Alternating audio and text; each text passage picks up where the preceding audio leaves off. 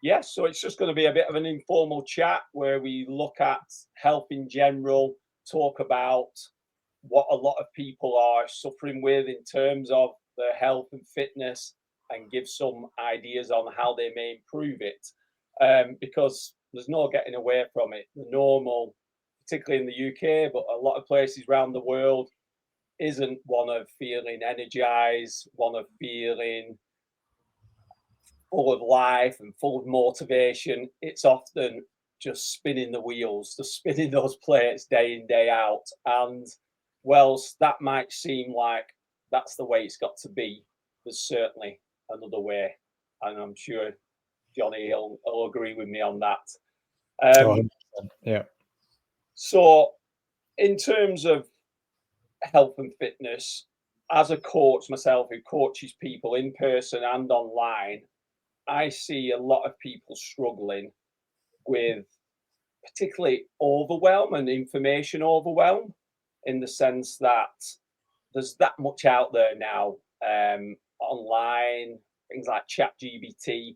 We've got everything at our fingertips, but then there's so much. It's deciding what needs to be done, and I think this really holds back men and women, but in terms of just getting started. When it comes to exercise, you'll see a lot of people and they'll say, I want to start doing something, but I see these people online, or I see I've been in a gym and they're doing these exercises. I don't understand it. I don't get it. And there's this preconceived idea that we have to do it a certain way, or we have to start at such a high level. That's not the key. Initially, it is just get the fundamentals, just get going. And often people won't feel like doing it, and they say, "Well, I'll do it when I feel like it." But it's the opposite way around. Start doing it, and you'll begin to feel like it, and the momentum will grow. So it's not about going working out 3, 4, 5, 6 times a week at that start. It might just be doing 1 day a week to start with, and building that. Um, so yeah, that's how I see challenges that a lot of people are facing now. What about yourself, Johnny, on that? I think that's really nice, like broad based on the starting this discussion, because I think as you obviously see in your world, from a kind of fitness perspective, people make all sorts of excuses, and I think and it's almost too easy not to start even with the basics. And I think that there's a couple of really big factors there. I think sometimes the gap has really grown, where people get to a stage where they feel their health, their fitness is dropped to a level where they don't feel they can achieve now what the ideal is, and that is because their idea of an ideal is an influencer, and it's, you know, a photoshopped, airbrushed, you know, man, woman, whoever, and that is what they feel they need to achieve. And the trouble is, there is this kind of sad echo chamber on social media and other platforms, where people, you know, they see comments, they see that, and they suddenly now feel that they have to behave like that, you know, and it's the world and everyone against that. So it's too easy to make excuses, and I think, actually, as you say, it's just a really nice way of saying it. It's like, no one's gonna, you know, go and work out and perform their best, and or whatever ever that might be, competing, whether that's physically, whether that's even mentally.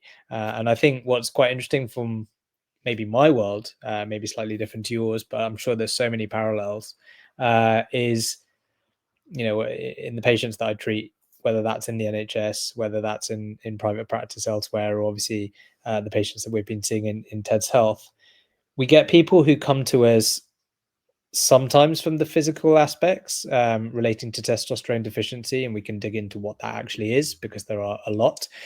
Yes, there might be also those sexual side effects, you know, loss of libido, morning erections, and there's some classic symptoms there.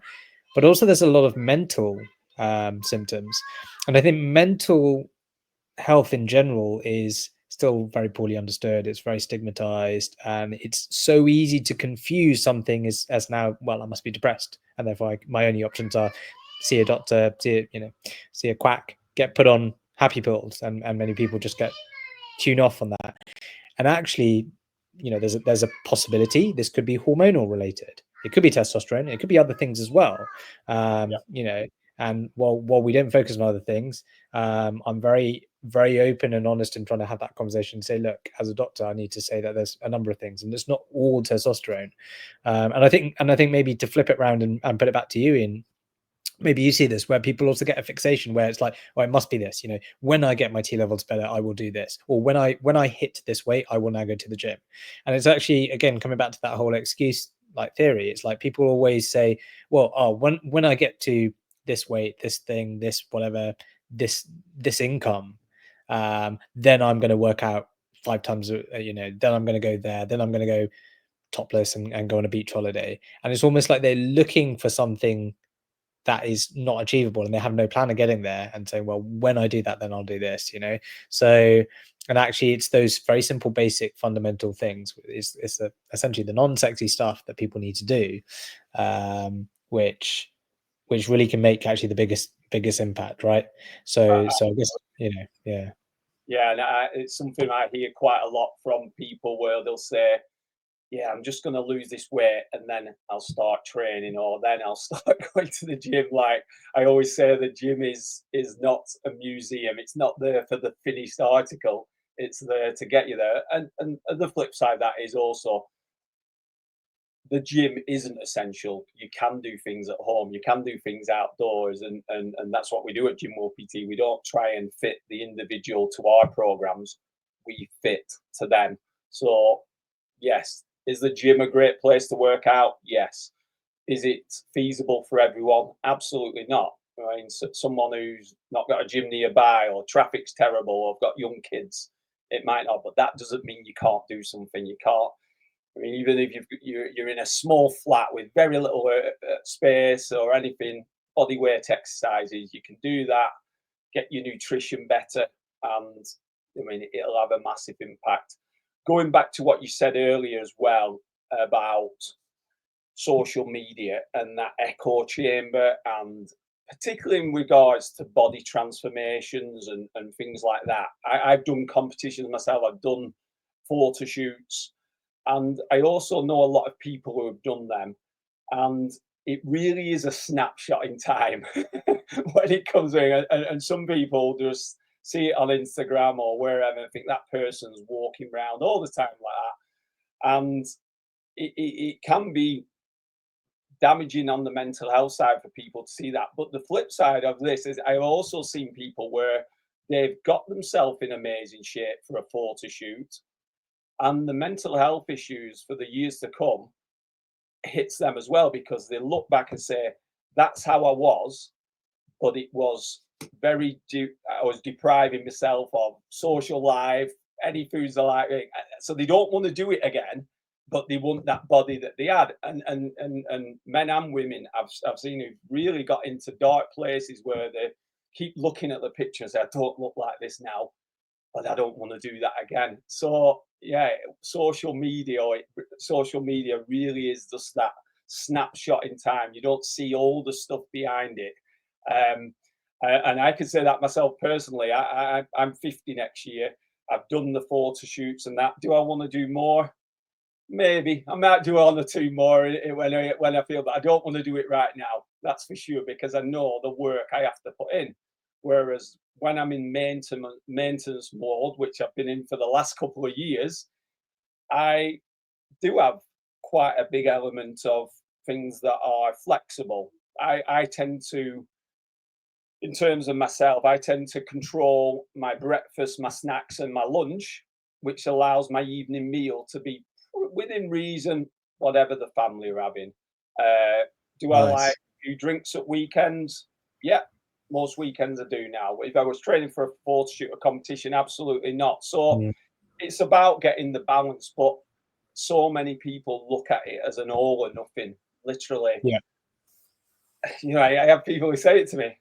I'd love to work with you, Ian, but I don't want to give up alcohol. I'm like, why? Do you want to be on stage in 6 months? If that's your goal, then maybe not. But Yeah. everything else, if it's within moderation, we work to the individual. We don't try and put on, because anything that really is depriving you for any length of time, not going to stick at it. And it's funny how many people tell me they're on the keto diet, and then you see picture of them at weekend drinking, and also what, just during the weekend? Yeah. People feel themselves flexitarians and all sorts. But yeah, 100%.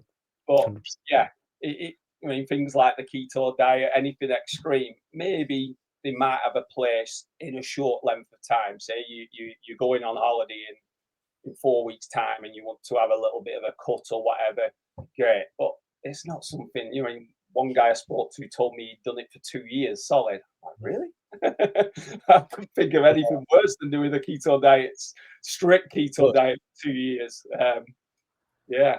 Yeah, I think, as you say, like, to sustain something, it's like, and I think there's often an ideal that one has to commit, and yeah, I think from a kind of mental perspective, psychological point, like, it is important to get one kind of like geared up and whatever that might be, and that's maybe as true as it is for health goals as it is to fitness.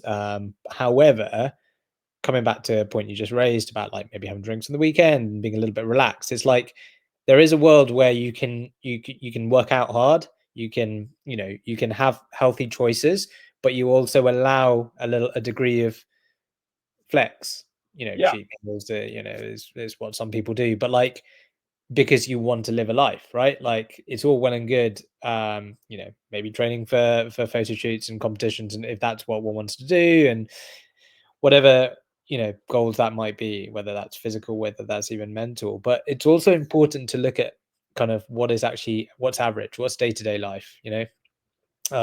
I can't exactly remember it might have been a business podcast, but someone was talking about what's your Tuesday. Just plan for an average Tuesday. Why Tuesday? Because it's kind of quite a boring day of the week, right? But like, and you only have probably a few thousand Tuesdays, right? So like, try and have a really good solid Tuesday. Like, what's a routine where there is a bit of flex in. Like, it's not all going to be these 5 a.m. clubs, get up, cold shower, meditate, journal, all this sort of stuff. That I think, again, social media sometimes suggests that these high achievers, these elite performers in every aspect of life, are doing all these crazy protocols. And again, that's one of the reasons that people say, well, I can't do that because I'm not ready to commit to waking up at 5 a.m. I'll wait till the new year. And I think maybe it'd be interesting to hear your points on your views on kind of the gym and fitness industry, and like the seasonality of it, right? Post Christmas, New Year, and stuff like that. And whether you feel there is kind of, what are the push pull factors for people, dropping off a cliff come the end of January. And that's one from the gym and fitness, but also things like, dry January and other things like that. And maybe how you've seen people successfully navigate that, maybe after years of failure as well. Yeah, there's obviously, in the fitness industry, there are seasons, and January is the big one, isn't it? Everyone through December just let their hair down, do whatever they want, and then January comes, bang. And as a business owner, obviously, I will also focus on them, but my answer as a fitness professional will always be, when the need is there, that's when you start. And the worry is that sometimes you'll get people who will sort of tick the box, right? I'm going to sort it in January. So they'll say that in November or December, and it's sort of just like right, I can do whatever I want now. And then January comes around, and yeah, they might give it a start, they might not. Similar summer holidays, and kids back at school suddenly, a lot of people that drive. But to me, once you've got a real why, seasons don't come into it. And that's when most people have the real success, when they don't say, oh, I've had a bad last month, so I've got it, where they literally just say, I need to do this for, and it's often, again, a lot of people come to me, the most common goal is initially weight loss. But weight loss is so subjective. Yes, a lot of people do need to lose weight, but hitting that scale isn't going to suddenly get you that eureka moment. Oh, I feel brilliant, particularly if you've not done it in the right way. You know, you can lose weight and feel awful. You can lose weight and feel great. You can put weight on and feel great. There's so many factors in it, but so many people that literally are set on that once I reach 12 stone, 13 stone, I'll feel great. And I try and dig a lot more into it than that. And again, as a coach, I don't assume things. I don't try and put my goals onto someone else. I'll never be like, well, you should want this, you should want. But what I do is dig down deep to find out what they really want and why they want that. So why do you want to lose the weight? Why? And how will you feel then? How will you feel once you feel it? And that really is the key, because someone who's just looking at weight is likely just to be yo, because it's going to lose the weight, hit the target, thumbs up, right? I can get off this restrictive diet. Weight goes up. What worked last time? The restrictive diet. And you see it not just for months, decades for some people. They literally it's not good, is it? It's not healthy as well, psychologically as well as, you know, physically as well, medically. But I was kind of curious as to your approach. So let's take weight loss, because I think there's so many, you know, it's very topical at the moment, even in the medical community for obvious reasons. But what's your approach? Are you quite metric driven? Are you quite into numbers, or are you generally more kind of big picture? And do you try and sway clients away from focusing on numbers for obvious reasons that you mentioned? Because again, people hit a milestone, then psychologically they go, right, I've got it, I've done it, which is great. Might be helpful when you need to get that extra 5-10% of, you know, effort when people are thinking of throwing in the towel. But actually, as you say, that can mean the brakes come off and all habits die hard, you know, and they go back into that recession of regression. What's kind of your approach on that? Yeah, so this is two parts. So in terms of numbers on a scale, is it relevant? To some degree, it's part of the story, but other things are involved: body fat, how they feel, how they look, energy, all these different things we take into thing. The worst thing that anyone, not anyone, but I would say getting on the scale every day is just so bad for people in terms of how they feel mentally. And I've seen it before, where you'll have someone and they're doing all the right things, and they weigh themselves day one, weights drop. Day two, weights drop. Day three, weights drop. Feeling great. Day four, weights not dropped. It stayed the same or even gone up. But they did everything right. What's the point? They forget the 3 days previous. What's the point? This doesn't work. It's looking at that bigger picture. Going back to how I do my coaching and that, I pride myself in really basing it on the individual. And by that, I mean, in terms of tracking and things like that, I talk to the person first. And again, obviously, if someone's ever had an eating disorder or anything like that, doing things like tracking your calories and macros, complete no-no. The flip side of that is, though, that unless you know where you are, the element of guesswork significantly grows. So I'll always have that conversation. But first of all, like I say, I'll make sure they've not got any medical condition or disorders, that thing, because then we've got a different approach. But if they haven't, I will always say, look, I can do you plans, I can help you, whatever. But if we don't know where you actually are right now, there's a lot of guesswork involved, because I've trained people and they'll come to me, go, Ian, I want to lose weight, I'm eating healthy, and I'm just putting weight on. And then I'll look at what they've eaten and say, well, yeah, you're eating healthy, but you're eating too much of it. Yeah. Or someone will say, I said, do you eat a lot of protein? And they'll say, yeah, I have loads of protein. And then we look at it and go, you don't. And they'll say things like, oh, I thought there was protein in bananas or bread or something. Like, people have different misconceptions. Yeah, of course. I always think, if feasible, finding out where you are, which only involves tracking for a short length of time, that is a good. when you're starting something new, when you're resetting, when you've got a new goal, knowing where you are, because without knowing where you are, like I say, the guesswork goes up. But then in terms of people, once we get on track, then the amount of tracking and that, some people love, some people literally love to track. I know a lot of people who they put into, my app has like a food tracker in. They put the food in at the start of the day and then say, right, I'll just follow that. Some people like that. Some people absolutely hate tracking. And for those people, I just say, well, you don't need to track all the time. Do it intermittently. By that, it might be, right, 1 week every 6, 8 or 10 weeks, you track as sort of like a safety net.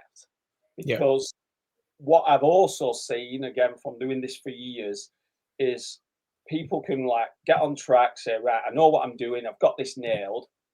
And then they just go off, and a year later, they go, I'm back to where I am.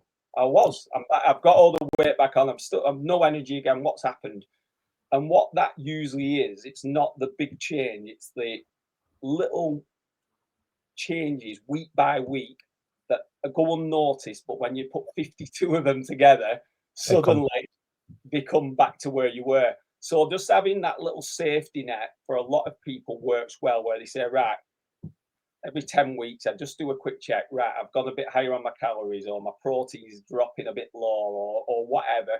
And obviously, I'm there to But like I say, I pride myself on giving a service that's fitted to the individual, not them fitting to me.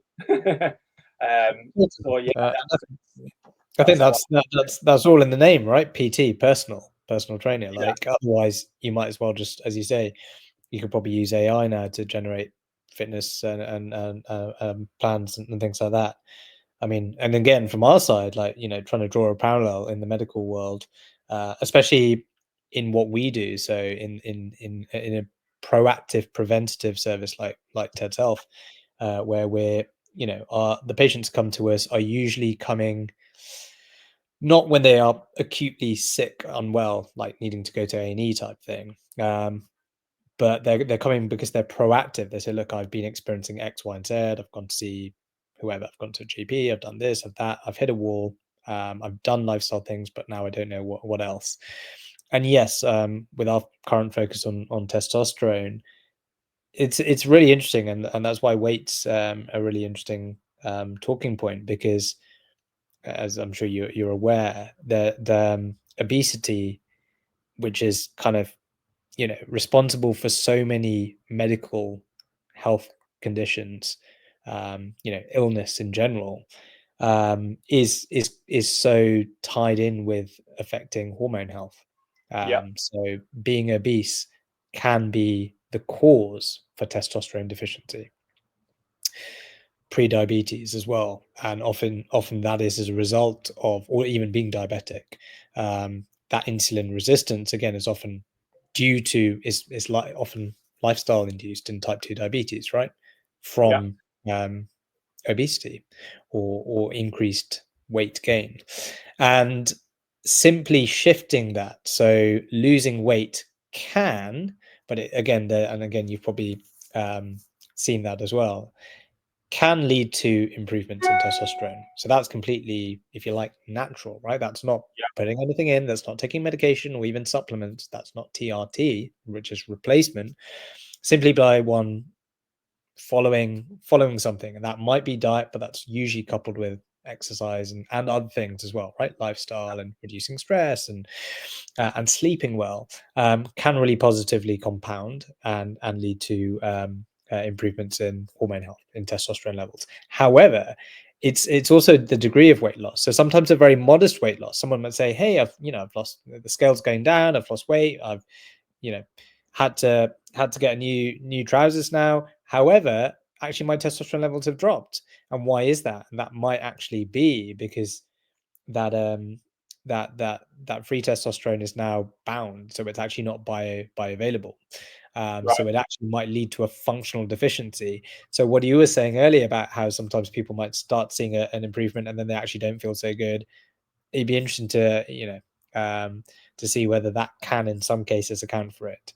It can sometimes actually need quite significant weight loss, up to 20% or something, to actually have a real noticeable sustained improvement in testosterone levels. So I think weight is only one side of the coin, and I think coming back to what we were talking at the beginning about just being holistic and working with for you clients, for me patients, is I think is the whole thing really that we need to be better at.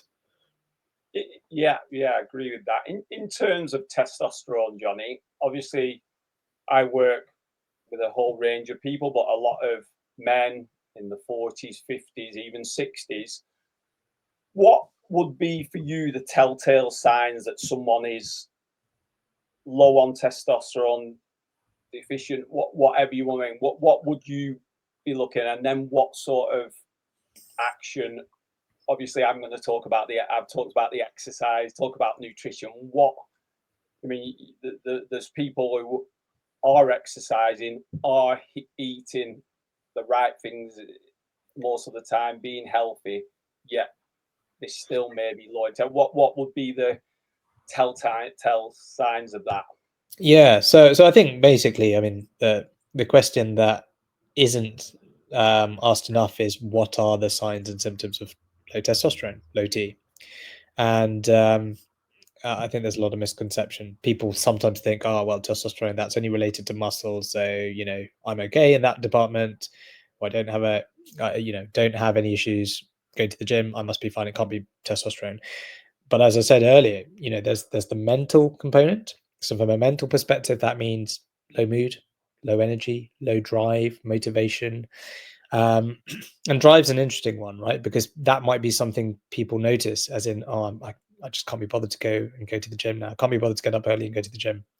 And again, it might be something that people just put down to being a phase. Oh, had the flu, recovered, or it was Christmas, can't be bothered. And actually, or blame it on the weather. And actually, over time, it might be that they start, excuse me, noticing that, well, actually, I'm less motivated at work. I'm just, it can be a hard thing to put a finger on, but lack of motivation, lack of drive, that's quite a key one from a mental perspective. And like I say, mood, again, quite closely twinned with actual mental health issues like depression. um, and of course, it's very tricky because we meet patients all the time who have been diagnosed with depression, rightly or wrongly, maybe put on treatment, but actually didn't see benefits on that. Later down the line, found to actually have a level that was biochemically low, meaning their testosterone levels were low T, alongside not only maybe mood, but other symptoms, physical symptoms, weight gain, as we said, low muscle mass, maybe some of the sexual side effects, which I'll come on to in a second, and maybe later end up having testosterone replacement if appropriate, and actually seeing real benefits in their mood. So actually reversing some of those things that they thought was depression and actually maybe was incorrectly diagnosed. Now, I'm not trying to say that all depression is low testosterone. That I need to make very, very clear. But there is no one size fits all. One of the things that we're really passionate about in Ted's Health, and me as a doctor, just anywhere I work, whether even in the NHS, is treating the person in front of me. That personalized care, and therefore everything I'm saying is, of course, generalized. This is not a specific medical advice and all those disclaimers, but yeah, simply, I mean, so there's the mental side of things, and I think that gets often poo-pooed and ignored a lot, right? Because people go, blokes as well, they just say, well, mental health is what it is, so just crack on, man up. And so often it's not the symptoms that people notice first. It's things like maybe the sexual side effects, which can be quite embarrassing for obvious reasons, right? People don't want to open up about that. People don't want to admit there's a problem. People find it very difficult to talk to someone, and even if that is a doctor who is, hopefully a trustworthy professional like ourselves, getting them to open up can be difficult. But yeah, sexual side effects, there is quite commonly the cardinal sign, the main sign and symptom is loss of morning erections. And I think if we want to look at what testosterone deficiency symptoms could be, we look at what the opposite is, as in what do people experience when testosterone levels are as best as they can, when they are optimal, and that is typically seen through puberty, right? because from puberty you go from boy into man. So from your teens into your 20s, that is when most men will see their, well, nearly every man will see their, hopefully their best hormonal health, right? Their best T levels. Because testosterone is not only driving that development, so it's a sexual hormone, so yes, it's the development of becoming a man. So yeah, testicular and genital development, but also physically. So yes, muscles, but also bone health, getting bigger, hair growth, facial hair growth, etc. And excess of that even affecting the skin and causing acne, deepening of the voice, all those things that we typically associate with puberty. But with that also comes other things that we see with hormone health, right? Which with teens and their hormones, making them, that much more labile emotionally, getting into fights and whatever. And that's not uncommon. But obviously, what we do know is that testosterone levels do peak, and they peak, in the 20s, and then they will stay there for a little while, but eventually those levels for all men will slowly decline. And I think what is very interesting, and I think people don't always know, is compared to menopause, I think we're very familiar with what menopause is, because of good publicity. That typically women in their, it varies, but in their 40s to 50s will come a point where they experience some symptoms and their hormone levels do fundamentally change, over a very short period, a couple of years. But those symptoms might precede that, and obviously also continue afterwards. But for men, it's very subtle, it's very gradual, typically from the mid 30s to 40s, but it can be earlier in some cases, and it can also be a little bit later.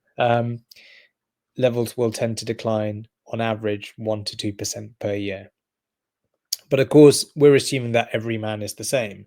And I think coming back to, the title of this, why normal isn't optimal. If we're talking normal as in levels of blood, we're going back to what I was asking you about metrics and, weight, weighing scales and kilograms and pounds and whatever metrics people use. I think numbers are important. It's very important to have evidence, or something to go on, and we spoke about this actually before the call on kind of the importance of baselines versus, not just assuming, oh, I must be this, but that's only half the picture. So when we treat patients, yes, having blood work, biochemistry is important and is partly required for us to be able to responsibly prescribe treatment if it is appropriate. But the other part of it is also going on the symptoms. And why do I say that? Because actually it's possible that someone's level could be what someone seems like it's low, but actually they feel fine. And does that person need treatment? Well, probably not. Do they want treatment? It's a different story, question, but they probably aren't going to seek a blood test, and therefore they don't know that. We obviously don't see those cases. What we often do find is people who do a blood test and the blood test seemingly is normal, but then they still feel rubbish, and then they're going around the houses saying, well, why is that? And what I say is it's also important to know who is calling it normal. And why do I say that? Because reference ranges vary significantly. It depends on the lab you use, and they calibrate to different standards. It also depends on the countries as well. Quoted levels of testosterone from the US, from North America, typically it's about 28.3 times higher. So they use completely different scale. So people will quote numbers in the 300 and the 400, 300 to 800 and stuff like that. And what we use is complete. It's obviously it's nearly 30 times smaller. So people will be quoting numbers like 8 and 10 and 12 for total testosterone and free testosterone. And it's I think it's really important to also make sure that one is actually aware of what that is and calibrate it, not getting fixated on the numbers. And I think that's part of our responsibility as a healthcare provider, but also as doctors and clinicians, to actually educate people and inform them and provide them, information on that. But yeah, the final point on that is that the NHS, as wonderful as it is, and I am an NHS doctor as well, does use reference ranges which are sadly quite outdated. They're based on population levels, which are not I think accurate and reflective of what should be healthy hormonal health. We utilize protocols that are developed and based on guidelines from the British Society of Sexual Medicine, which is run and contributed by leading medical specialists, urologists, endocrinologists, and GPs. And our guidelines do differ. So just for quick context, typically in the NHS, if you go and see a GP, if you have a total testosterone level, if it's about 8 nanomoles per liter and above, a GP would say, yes, that's fine. And that is because that's what the cutoff is. And actually, what the BSSM says is between 8 and 12 nanomoles per liter, that could still be considered low. So if you're scoring 9, 10, or 11, if you went to a GP, typically, and most NHS GPs, unless they are really aware of the BSSM guidelines and have worked or trained elsewhere, would probably say you're completely fine. This cannot be testosterone related. That's why I was actually, sorry, John. That's why we're actually going to ask you if someone was experiencing low mood, brain fog, stuff like that, and they went to the GP. Is it something the GP would look at and say, oh, that's possibly low testosterone, or would they be looking at, they need this antidepressant, they need this, they need time off work? That's what I would be unsure about in terms of thing. But I think you've sort of answered that, where they might tick a box if it's looking okay, not dig deeper into it. It's a really tricky one, because I don't want to come across like I'm bashing GPs as well. And I think we see this in lots of things. In a previous life, I used to work in a specialist iron clinic, and we focus exclusively on iron deficiency and treatments. And again, and we used intravenous iron replacement, which again, lots of doctors who trained many years back said, "Oh, that's really dangerous," because the old types of medication for iron used to be associated with allergic reactions. The newer ones, which have tons of data and been around for many, many years, are actually much, much safer. And the same is probably true of hormonal replacements, including TRT. There is a lot of stigma around the treatments, and therefore this, I think because of that, a lot of GPs will probably also be a little bit reluctant. So getting a GP maybe in the first place to even consider testing testosterone levels, that might be hard. That's possibly half the battle, especially if you're maybe in your 30s. And I think the sad thing is, and we can maybe touch on this in a second, but society has changed quite a lot. You've probably seen the stuff on social media about how male hormonal health has declined over the years as a population. The median level has really, over the decades, over the last 30 or 50 years, compared to our ancestors and cavemen who probably had very high T levels, is dropped. And there are so many factors here, and I actually would love to let you jump in on those, because a lot of those are lifestyle related and physical and diet. But we don't have to chase saber-toothed tigers anymore, do we? Well, we don't. And that's we've changed fundamentally how we live, and our environment has changed, and how we work, and all of that. So and that probably over time has knock-on effects on subsequent generations, genetically, at the genetic level. But yeah, coming back to what you asked, essentially, I think, to summarize, yes, it can be really tough. And so, I'm here kind of with open arms saying, any man who's on the fence or is struggling to get to the bottom of whether it is testosterone related or not, coming via Ted's Health, you can just book and get a simple blood test, and you will get with that a consultation with myself and my team, or all my team, who would spend some time with you. So we are all UK based trained clinicians, who have a keen interest in this, and actually genuinely are not here to try and sell you anything. The number of times we actually have to say, actually, thankfully your levels are okay. However, here are some other things, and maybe write letters or referrals, or point people elsewhere if appropriate. So genuinely, we're here to look after men's health in general, not just try and say, yeah, put everyone on TRT, because I think coming back to it, normal, isn't optimal. By an NHS standard, a man who maybe has a level of total testosterone of 9 nanomoles per liter, by NHS standards, that might be normal, right? Could they actually still be having several symptoms of low testosterone, loss of morning erections and affecting their sexual life, increased weight gain, feeling it harder to shift that, feeling it harder to maintain muscle mass, low energy, low mood, lack of drive, and maybe that general kind of thing for 5 years, and saying, well, maybe it's because I've hit my 40s or whatever, or assuming it's just because they're tired with kids or having a stressful lifestyle. Well, actually, that's often a lot of the men that I speak to, of all ages, some in their 30s, some in their 60s and 70s, come with that and just saying, well, it must be something else, it must just be life.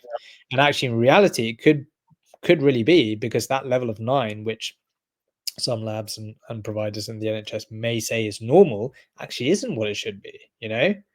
It should actually be higher for that individual. And of course, I don't want to dig on what numbers it should be for a particular person, because again, there's so much individual variation. But yeah, I think the key take home is not getting caught up on the numbers too much. No, and what you said about the consultation, I think that is a real key element which Ted's Health offers, because obviously I work with a lot of different people. Some have gone, and some people have just contacted me on social media who aren't my clients, who have gone to certain providers who have had a blood test, had a second blood test, and then a report to them, and that report could be in a foreign language because they just learn. So there's usually, I've had a number of people send reports over to me, which I'm happy to have a look through. Whilst I understand quite a bit of it, I'm not an expert on it. So having a consultation where someone can literally tell you as many of those variables that just aren't going to be told on a blood test, I think is key. So that's what, when I looked into Ted's Health, that bit really stood out for me, because again, like I say, I'm not going to name the companies, but I know a number of companies there. There's not that personal aspect. It's a blood test, second blood test, and then a report. And the people who have come to me are like, they've put a different number of different options, but I don't have a clue which one is for me. Should I be doing any? Should I be taking this option? I don't know. So talking with someone who's qualified, who again isn't there to just sell them something, but give them the honest thing. Maybe they don't need it. Maybe I know there's a lot of different options, isn't there, Johnny? What different options are there in terms of testosterone? Well, I think I always begin it by going first from, medication has its place. Absolutely. And you'd say, well, of course he says that, he's a doctor, but genuinely, like, before all of that, it's all the lifestyle stuff, right? So we take that holistic view. So and I think, again, doctors sadly sometimes just say, well, lifestyle stuff, okay, skip to the meds. And actually, no, I think there's a real big place for digging into that. And that's probably where that's your world. And actually really understanding what people's awareness is. Like you say, they might say, well, protein, yeah, I'm eating loads of protein, and actually in reality they're getting very little protein. They're not eating well for that. Minerals and nutritional deficiencies, maybe they're not taking anything, or they're low in the zinc and the magnesium and the vitamin D, and these are things that might contribute to less than optimal hormonal health. But sleep's a big one. But once, assuming all those things are optimized, medication options do vary. So we also, it depends on where a man's at in their life journey. Fertility is a key thing, and I think we do sadly see it where people who have got hold of anabolic steroids from whichever source, especially for kind of an edge when they're younger, maybe competing or just for the gym, but not really obviously being told about what the risks are to their fertility, and then later down the line struggle when they're looking to have kids and a family. And of course, it can recover, assuming you are off replacement, but it doesn't always. It's not guaranteed. And so we spend a lot of time obviously counseling men on that. And if somebody is potentially looking to maintain their fertility, as in they want to have kids soon or in the future, or they're not sure, there are certain treatment options which would still preserve that, and in some cases actually optimize it. And I think one of the beauties of being, regulated medical providers is we can also make those decisions if there's obviously if it's appropriate to prescribe unlicensed medication. We can use medication like clomiphene or clomid, which is typically used as a fertility drug for women, but it can also improve the spermatogenesis, so that's the development and maturation of sperm, so it makes men more fertile, but also has an action on the testes for production of testosterone, because that's where most testosterone is produced in men. There's also some from the adrenal glands and elsewhere. So that can really see an improvement in testosterone levels naturally, and it's not replacement. It's actually not TRT. So that, that's an option. HCG as well works very similarly, is an option. And there's oral, there's injectable, but then there's the replacement, and the different types, and we use licensed medication. There's a lot of data on here, and as time goes on and on and on, it only is not thankfully looking safer and safer. And yes, traditionally people used to say, well, I need stick with gels and injections. So yes, that is something we offer at TED's Health. Not everyone likes to do something every day, and so we have an injection which covers men from between 9 and 12 weeks, so roughly about 3 months, which means typically you're probably only having 4 injections a year. Right. So it's an injection. We work with providers to facilitate that being done by a trained nurse, in a safe manner, and they take care of all of that as well as do blood tests. So essentially, a man, if they are appropriately deficient and eligible for TRT, could sign up for an option where essentially they have a nurse come to them, and 4 times a year they have an injection in the backside. Takes a couple of minutes. They have their blood test there, and we do blood tests periodically, so usually every 3 months, to also monitor things, not only the testosterone levels, to check that they are going the right way, and also make adjustments as needed, but also from a safety perspective. We look to look out for any potential side effects, because it can make the blood a little bit stickier, and so we look for that, because obviously if there's increased blood viscosity, so thicker blood, potentially that could lead to increased risk of quite nasty things, strokes and heart attacks potentially. But obviously we can mitigate that. We keep an eye out for that. We look at also baseline health. We look at the kidney function, and we look at things like the prostate health, from markers like PSA, one of the key markers that's used for prostate cancer.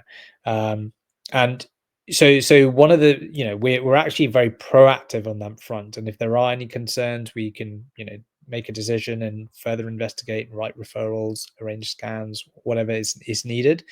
From a safety perspective, in many cases actually we might be actually more likely to identify something earlier because someone's having regular checkpoints.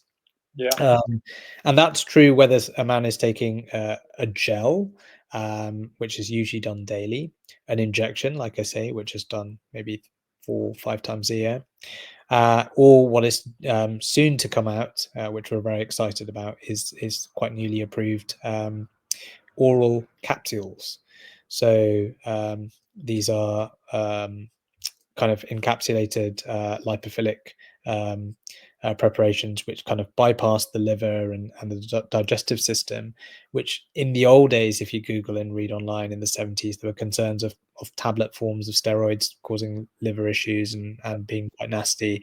But thankfully, due to the power of modern science and technology, that they're newer preparations which are much safer and don't have those safety concerns. And of course, that is game changing, because not everyone likes to do put gels or creams on daily for obvious reasons. They might Yeah. be concerned about that rubbing off on someone, like a partner or a child or even a pet. Yeah. And so to take a capsule or a tablet is significantly less friction. And I think maybe it'd be great to hear from your side as well, where you see these friction points, because to summarize, yes, we have a range of options, and that down to the personal level. That's kind of part of my job and our team, is to really have those conversations. That's the beauty of that consultation. So we can really decide what is the best fit. We ask the questions, and people obviously get to share about what they feel comfortable with, and we make a treatment plan accordingly. So no two treatments are necessarily the same, which is part of the art of it. That's really good to hear about the testing going forward, though, because again, I've never taken testosterone, but I think there might be a perception that sometimes it's a case of get diagnosed, get your stuff, get on with it. Whereas what you're saying makes total sense, because where someone is now and where they may be in 6 months' time, a year time, things can happen. And if it's just being left unregulated or unmonitored, it's sort of like the weight loss thing, where if you don't have that safety net, suddenly you get a year or 2 years in and go, wow, what's happened? And so I really like that you're doing that in terms of the company, is looking at not just prescribing someone, but monitoring that and changing it and adjusting it as much as needed, because there's a lot of people out there who get onto something and they stay on for it for years and lose even track of why they're on it. So Not in the first place. Yeah, absolutely. yeah. And I think that's, there's many reasons why we do that, apart from it kind of being good medical practice and the right thing to do. But if you're not tracking things, I think coming back to one of the things you said, it might, like, periodically doing something. So maybe calorie tracking, but not doing it every day, maybe doing it every 3 months or 6 months. And actually that's probably better, because you can pick out those kind of where you drop off, and then you kind of recalibrate. Same reason here. We might decide that a dose is X, or a certain protocol, 2 applications, 3 applications, or we call them pumps of the gel, for example. But that might change. That might become 2. That might go up. That might go down, based on what that person's latest blood profile will show, which will be influenced by their lifestyle. So it might be, and it is very true, and I'm sure you might be responsible for this, hopefully in some way, that after starting with GymWolf, someone loses a lot of weight. They lose their excess, their adipose tissue, they lose fat, which is great. That's going to have an impact on their hormone health. And like I say, it can be positive, but it can, depending on the degree, even for a period of time, actually mop up all that free testosterone. So they actually feel worse and their hormone health is down, even though they've lost weight, and that's doing wonders for other blood work and physically and everything else, and mentally.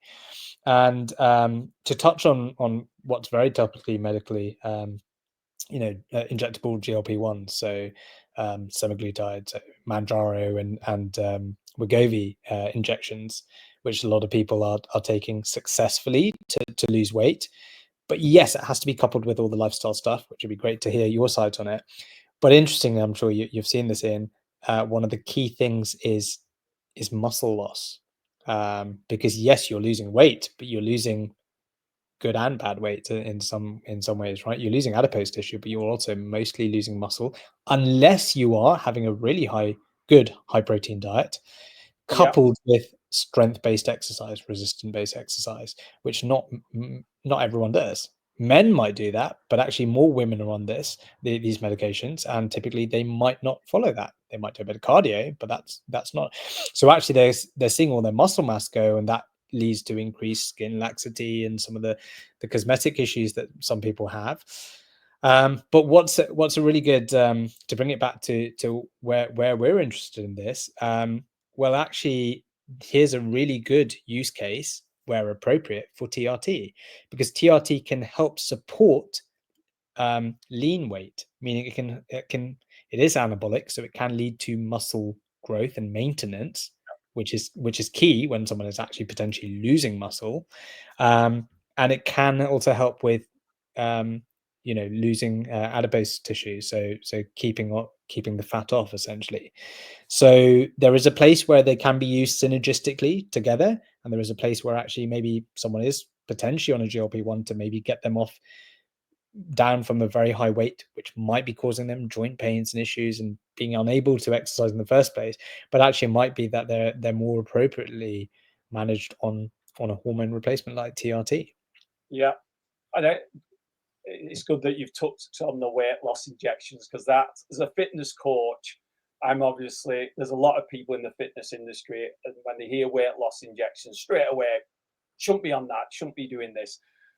I like to feel myself as open-minded, and I think they definitely have the place. Someone who's literally severely obese, just to say, "Oh, go and do some exercise and eat healthier," it's not it's not going to hit the mark. So something like the weight loss injection for a certain length of time could have a real impact on the person, just kickstarting it.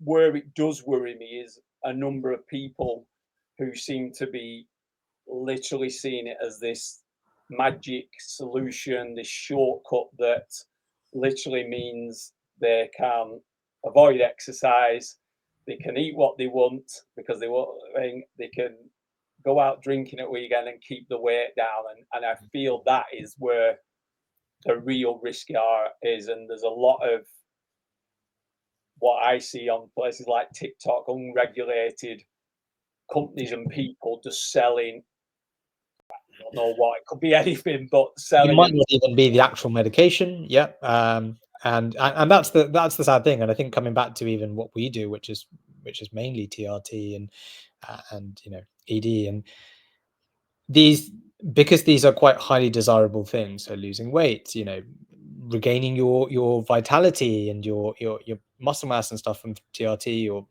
losing weight is GLP-1s potentially. There is a high incentive, and when people see barriers or friction or price or doctors, some people get skeptical and say, well, I'll message my friend, or I'll message the person on Instagram, I'll order it online, black market, whatever. And I mean, you probably say, hey, that's obvious, you're a doctor, you're saying that, but there is really good reason why I say be careful about that, because one, you don't know what those things are. You don't even know if it's produced somewhere that is safe, that is sterile.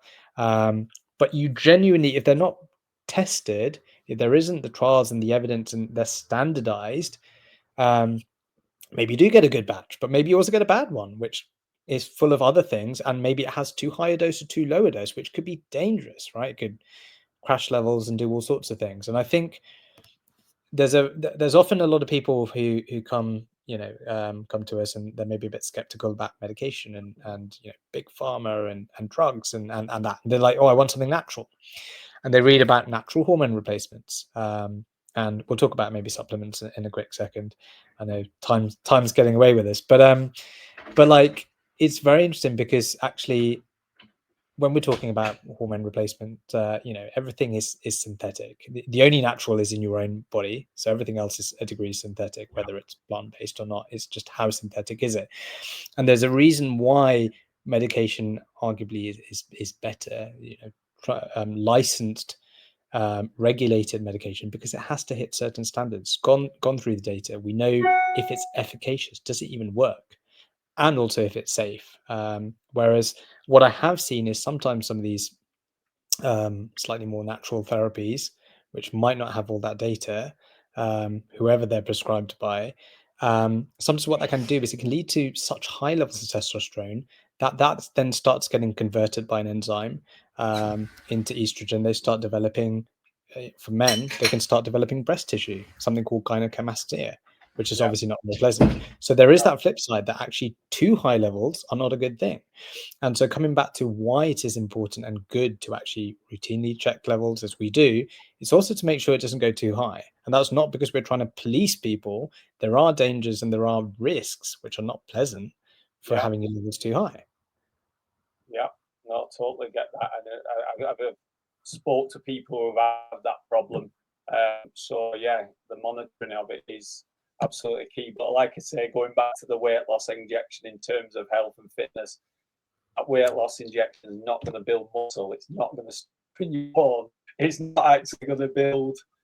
I won't say that it could build some discipline, but the discipline of putting in the work to be healthy, it's just not there. And a lot of people are seeing it as this shortcut. And again, I do feel it has its place, and I know doctors are prescribing it to certain people if they're at a certain level, but the people who literally are just wanting a quick way to lose a touch of weight and keep doing what they know probably is wrong is not the way forward, in my opinion. Yeah, totally. And I think that's the real the point that you said. You know, there is a place for everything. And I think even coming back to what we do and maybe tying that in with that point I made about supplements, there is also the case that sometimes men test with us and they aren't eligible. Maybe they're at the cusp, but they're a bit borderline, and we don't feel it's quite appropriate to prescribe TRT. Maybe, but they're saying, oh, but we really want it. What are our other options? And you know, something that we've been very passionate about is taking all of these kind of concerns, you know, that men come to us with, and we've actually spent a lot of time researching and identifying a formulation that we have created ourselves. You know, where there is also some scientific basis.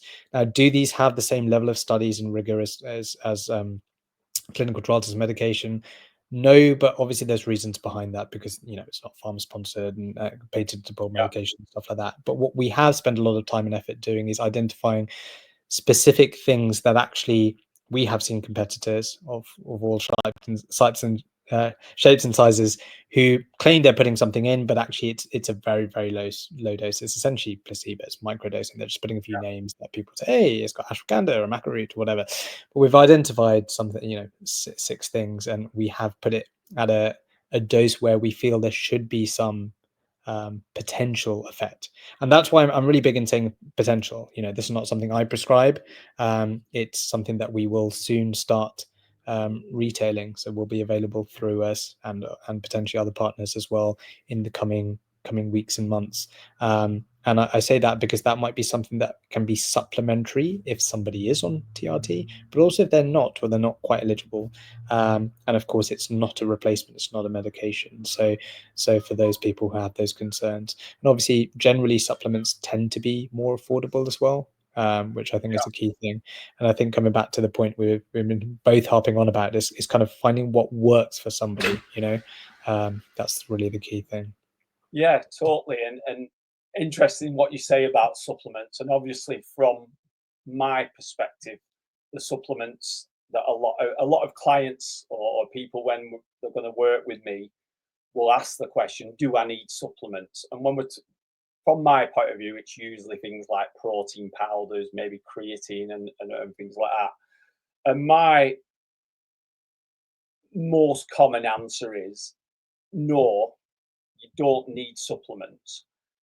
But I take a number of supplements and I take them from the perspective of convenience.